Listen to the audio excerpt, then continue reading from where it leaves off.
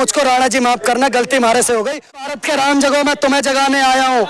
ये जितनी दहशत गर्दी है उसके पीछे वर्दी है। धर्मों का धर्म एक बलिदान बताने आया। इंडियन आर्मी अगर लाहौर कराची में घुस जाए, चढ़ाने वाले माँ के वीर पुत्र जागो। PL-15 मिसाइल ठोक दी, रक्त चाटने वाली जाके चामुंडा। सिंदूर हुआ मंगलवार के दिन, मंगलवार दिन बजरंग बली का पाकिस्तान का नक्शा खत्म हो जाएगा। धर्म मित्र और नारी आपातकाल पर रखिए चलेगी। बेटा आसिम मुनीर मत बनना, नहीं तो रम्मा रम्मा बुम्बा बुम्बा इतना लंबा देके चल। देश के युवाओं का क्या मान है मैं आपको बता के जाना चाहता हूँ, और देश के युवाओं से कहना चाहता हूँ कि इस देश के अंदर युद्ध का माहौल है। तो इस देश के युवाओं से कहना चाहता हूँ, हे भारत के राम जगह में तुम्हें जगाने आया हूँ।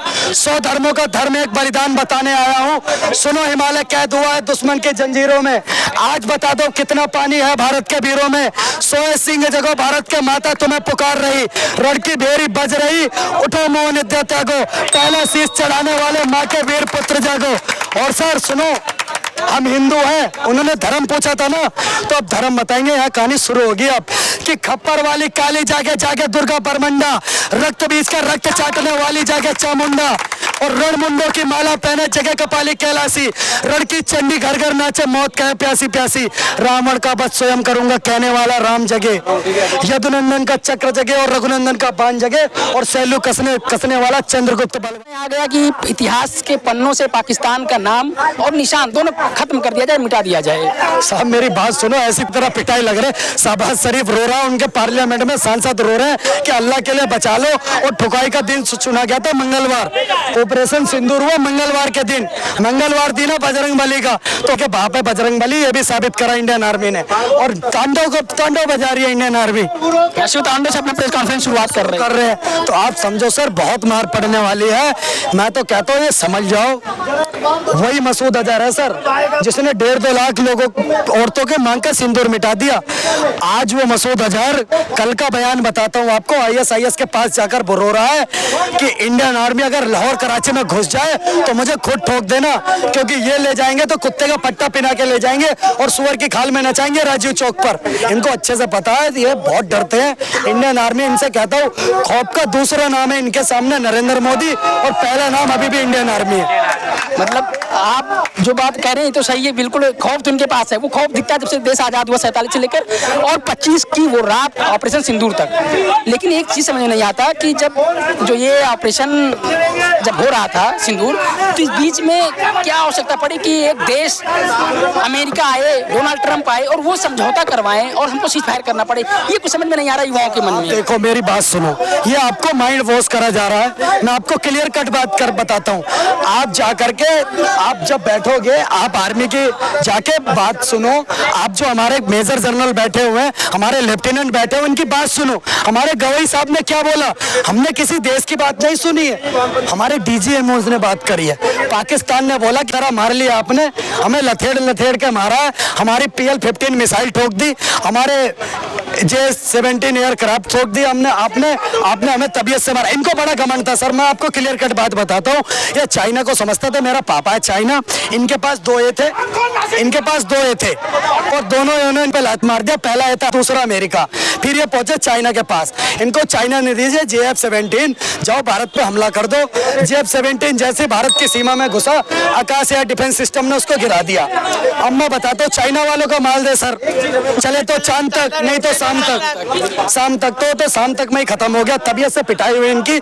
इन्होंने भारत के DGMO के पास फोन करा, ये सऊदी के पास जाके रोए, ये अमेरिका के पास रोए, कोई तो बचा लो, खुदा के लिए बचा लो। सबने बात करी। मोदी जी ने कहा मेरा बिल्कुल मन नहीं है, इस टाइम हमें तो चढ़ाई करनी है पाकिस्तान पे। और वो जो रीलें मैं देख रहा हूँ, एक से एक रीलें वायरल हो रही है। कोई कह रहा है सुबह ठोकना, कोई कह रहा है शाम को ठोकना। तुम्हारे चक्कर में पाकिस्तान का नक्शा खत्म हो जाएगा, मैं सही बता रहा हूँ। और पाकिस्तान में जितने बच्चे पढ़ रहे हैं, मैं कह रहा हूँ अगर तुम 10वीं तक की पढ़ाई कर रहे हो तो बेटा अभी मैप मत सीखो, क्योंकि आपको नए मैप की जरूरत पड़ने वाली है। बिना मतलब के आपका फुद्दू बना रही है, जैसे इनका फुद्दू बना दिया टर्की ने इनको ड्रोन दिए, टर्की ने इनको ड्रोन दिए कि जाओ बेटा पाकिस्तानियों, क्योंकि इनको ये पढ़ाई लिखाई से मतलब ही नहीं है। इन्होंने एक ही किताब पढ़ी है सर, आप पता है आपको कौन सी किताब पढ़ी है? टर्की ने इनको ड्रोन दिए, इनसे कहा जाओ मारो।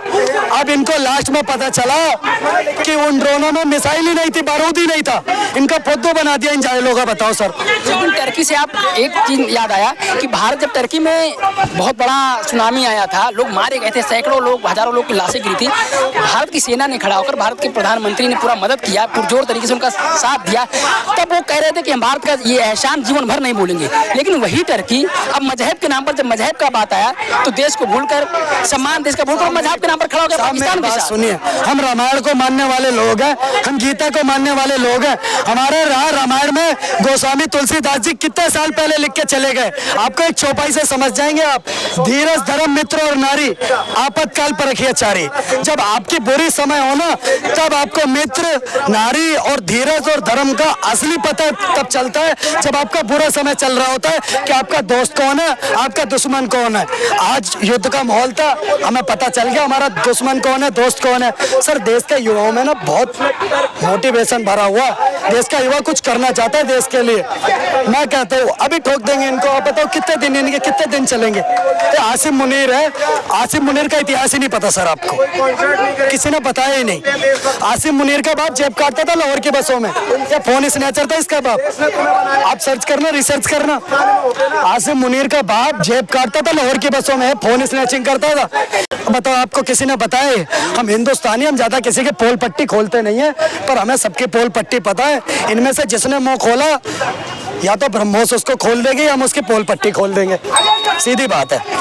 क्या पाकिस्तान में सेना तथा पलट करवाने वाली फिर अब की बार, और शहबाज साहब जाने वाले हैं? साहब मेरी बात सुनो, पिटाई लगेगी, मार पड़ेगी, कुत्ते की तरह मार पड़ेगी, इनको कोई बचा नहीं पाएगा। इस तरीके से मार पड़ेगी इनको। सुनो, इनका बिल्कुल सही कह रहा हूँ। और आसिम मुनीर का तो मैं बताता हूँ, या तो 2 महीने के अंदर, मैं आपके चैनल पर बहुत बड़ी बात बोल रहा हूँ, या तो 2 महीने के अंदर आसिम मुनीर इस्तीफा दे देगा, या तो आप सुनेंगे कि हमारी सेना आसिम मुनीर को पकड़ के ले आई है और ये गाना बजाया जा रहा है कि मुझको राणा जी माफ करना, गलती मारे से हो गई, उस पर नाच कर रहा है। या तो इस गाने पर डांस करता हुआ मिलेगा, और इसका जो दोनों हुक होते हैं ना सर, पीछे ये हुक देख रहे होंगे आप, इधर से वेल्डिंग करेंगे हुकों में और टांग देंगे, या दोनों घुटनों में वेल्डिंग करके टाइट कर देंगे। जब कोई बच्चा उठाएगा ना पाकिस्तान में AK-47, तो माँ बोलेगी बेटा आसिम मुनीर मत बनना, नहीं तो रम्मा रम्मा बुम्बा बुम्बा इतना लंबा देके चले जाएंगे रात को। समझो बात को। सर बहुत पिटाई लगी, इनके 11 एयरबेस ठोक दिए सर। आपको क्या लग रहा है? इनको बहुत घमंड था सर पाकिस्तानियों को, इनकी इतनी पिटाई लगी है, किसी को बता नहीं पा रहे मेरे को कितना मारा है। 100 से ज्यादा इनके जवान ठोक दिए, 200 आतंकवादी ठोक दिए। और मसूद अजहर इनमें बहनोई था, इनका शहबाज शरीफ का बहनोई था मसूद अजहर, उसके परिवार में सब लोग शामिल हुए थे, सेना के अधिकारी शामिल हुए थे। आप समझो ना सर, ये जितनी दहशतगर्दी है उसके पीछे वर्दी है। साबित हो गया ना इस बात से कि आतंकवादियों के जनाजे में अगर वर्दी पहुंच रही है तो जितनी दहशतगर्दी है उसके पीछे पाकिस्तान सेना की वर्दी है। और भारत का तो काम ही है सर। देखो, अब मैं पाकिस्तानियों की एक बहुत बड़ी बात बता रहा हूँ आपके चैनल पे, ये बेबी किसी को नहीं पता, मैं क्लियर कट बताता हूँ। पाकिस्तानी ऐसे कौम है, इन्होंने परमाणु बना लिया ना सर, ये कहते हैं हमने परमाणु बना लिया। पर आपको एक फैक्ट बताता हूँ, अगर पाकिस्तान में किसी को पागल कुत्ता काट ले तो ये रेबीज का इंजेक्शन नहीं बना पाया आज तक। अगर पागल कुत्ते ने काट लिया तो मर जाएंगे अगर इनको ब्रिटेन और अमेरिका इंजेक्शन ना दे, लेकिन इन्होंने परमाणु बना लिया। आप इस बात को समझो, ये सच्चाई है। आज भी पाकिस्तान कुत्ते का काटने का इंजेक्शन नहीं बना पाया। तो जो लोग कुत्ते काटने का इंजेक्शन नहीं बना पाए, परमाणु बना लिया, क्योंकि मदरसा छाप है। मैं कहता हूँ, सही कहता हूँ कि एक भारत के अंदर एक बच्चा बड़े बड़े गुरुकुलों में पढ़ता है, यूनिवर्सिटियों में पढ़ता है, विश्वविद्यालयों में पढ़ता है, 10,000 किताबें पढ़ता है, तो वो प्लेन उड़ाना सीखता है। इनका मदरसे में एक बच्चा जाकर पढ़ता है, एयरपोर्ट उड़ा देता है सर, ये चीज सीखते हैं। और इनके रक्षा मंत्री कह भी रहे हैं कि अगर आवश्यकता पड़ी तो मदरसे के बच्चों को लेकर आएंगे। मतलब ये खुद साबित कर रहे हैं कि मदरसे में पढ़ाई नहीं करवाते, बस बच्चों को वहाँ पर गोलाबारी सिखवाते हैं। ये फुद्दू बनाते हैं सर, ये बेवकूफ बनाते हैं जी। मैं आपको सच बता रहा हूँ, इनके खाने खराब है। और मैं तो ये भी नहीं कह सकता इनको मार इतनी पड़ रही है, मैं तो ये भी नहीं कह सकता एक गिलास पानी पी लो तुम, तुम्हारा हलक से थूक सूख रहा है। क्यों सर? पानी तो हमने रोक दिया इनका, पानी कैसे पिएंगे? इनकी मार पिटाई इतनी लग रही है इनको, ये बता नहीं पा रहे सर। मैं फिर आपको बोल रहा हूँ, और मैं तो कह रहा हूँ अगर आसिम मुनीर तो एक बार सीज फायर उल्लंघन करके देखे, देखो कैसी पिटाई लगाएंगे। इंडियन आर्मी जिंदाबाद, भारत माता की जय, जय श्री राम।